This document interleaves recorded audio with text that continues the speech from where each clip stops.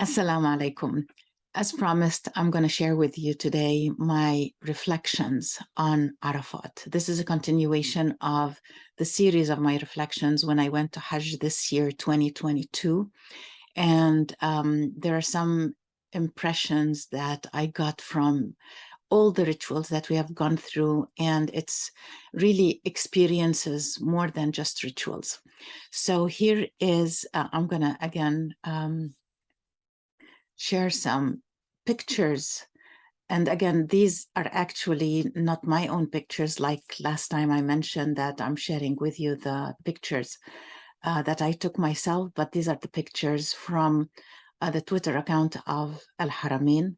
So I appreciate them sharing the pictures with us. So, excuse me, the day of Arafat is really such a special day, and it has so many meanings and interpretations of what even is called Arafat. So Arafah means in Arabic to know. And I wondered, what will I know? I really wondered, what will I know being in Arafat? Looking back at the different interpretations of what happened in Arafat, so this is an exceptional place, by the way, you know, that several events have taken place. This is where Adam and Eve, Hawa, found each other when they were sent from heaven to earth. This is where Angel Gabriel had taught Prophet Ibrahim the rituals of Hajj, the rituals of the pilgrimage. And here is where also all the pilgrims across the years have got to know each other, have got to know themselves, have got to know and acknowledge their sins, and they seek God's forgiveness. This is where pilgrims gather. They gather there and know each other at the spiritual level. And they collectively worship Allah and grants forgiveness and safety from hell for those who are there with pure intentions to be the best versions of who they are meant to be on earth. And as you can see, you know, like there's millions, sometimes it reaches like 3-4 million people over there. This year it was a little bit lighter. So I think the number was, according to the Saudi government, I think it was like 880,000 people were there. So it was a little bit less crowded, if you believe it or not. So again, something happens that day that changes your life forever. This is how I felt. You get to know yourself. You get to know the connection you have with God. You get to know how to interact with those around you.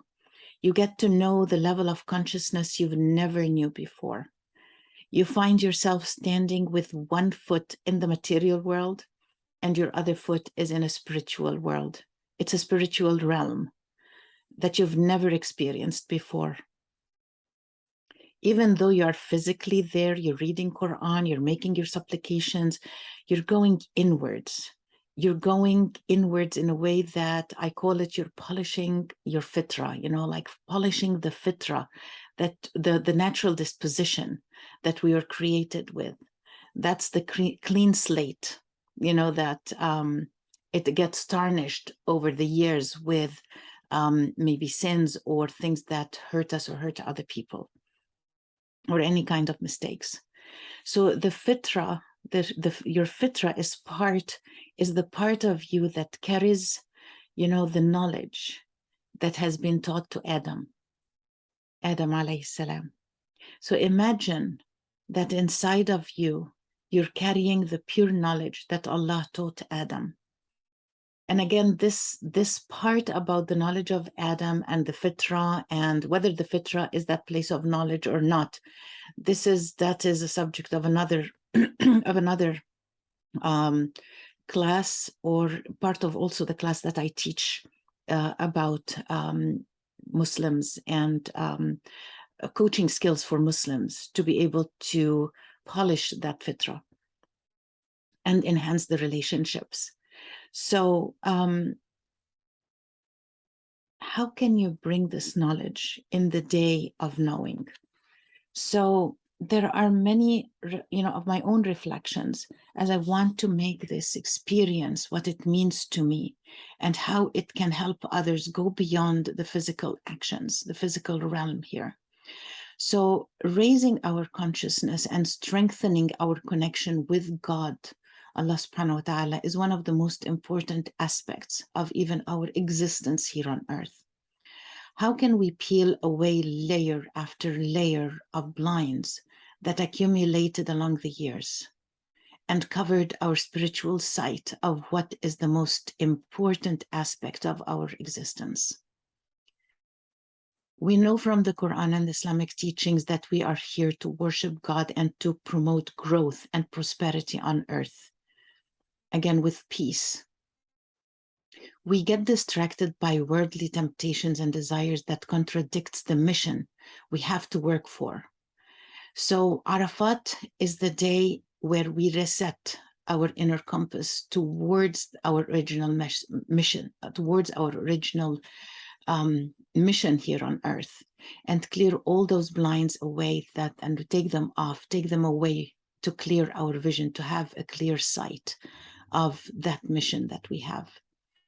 We look inwards, and the day of Arafat is it's an amazing day because there's so much connection with God, and there's so much connection with our own selves and our spiritual beings.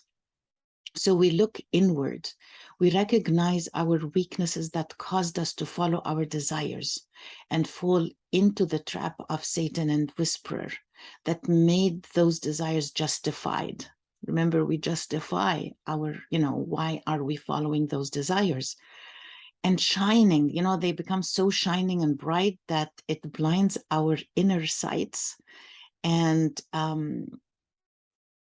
to see that this could harm us and hurt us, or it would cause hurt for other people as well. So we look inwards on the day of Arafat, and we recognize the beauty of our fitrah that we are meant to live by. Reading the Quran with this dimension in mind gives us that deeper insights we're looking for.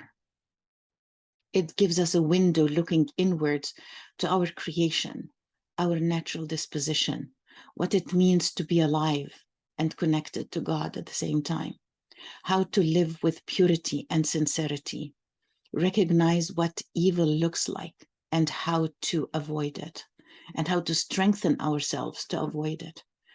So on the day of Arafat, there is an inner change that happens without being fully aware of it.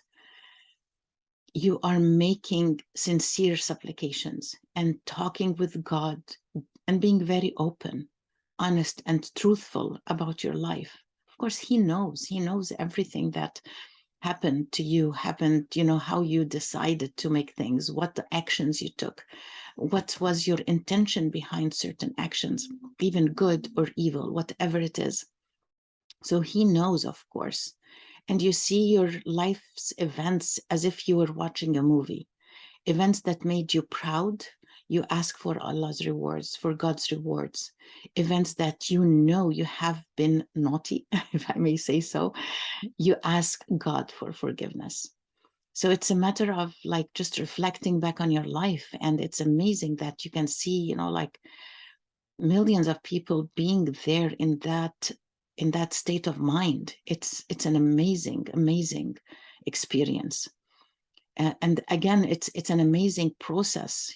It's an amazing process, as if you're going through life event inventory and processing what happened, what happened, what you got, what got you there. Why are you there in the first place? Not just because it's a requirement, but something led you to go there. Something led you. I want to make Hajj, and you made that intention, and then it becomes a reality because you have that. You want to reset that button inside of you. So, how you got there, how you learned from it, from those experiences. What have you learned from it, and how all of those experiences shaped who you are today and who you want to be in the future after God bestowed his mercy and forgiveness on you. So much goes on inside of you that day. It's really amazing, amazing.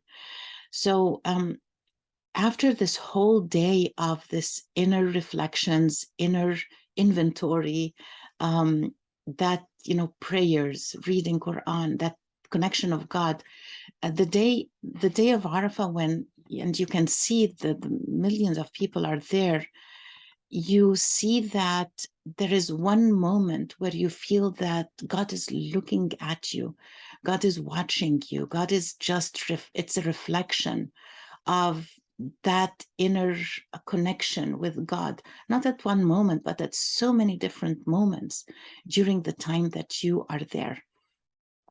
And when Maghrib time comes, where sun sets, it's the time you're supposed to leave for Muzdalifah. And that's a different, of course, story here.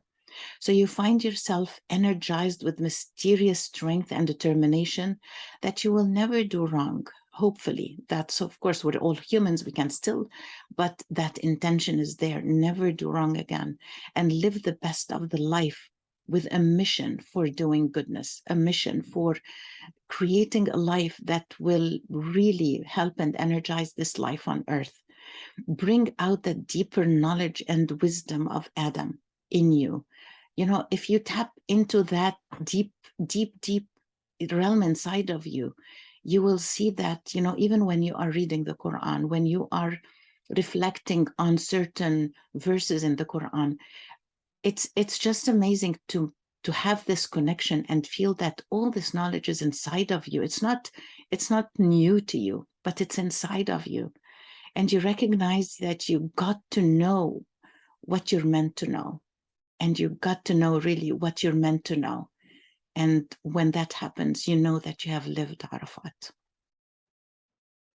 Thank you so much. And I wish you all the best. I wish you that you experience Arafat and reflect on it and have this kind of, again, the Adam knowledge and Adam wisdom and the purity of that engulfs you, and you become so pure again, and the reset button is set.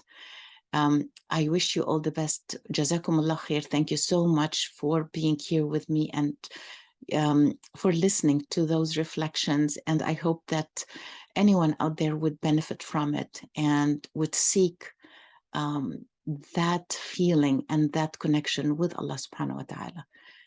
Jazakumullah khair. Assalamu alaikum.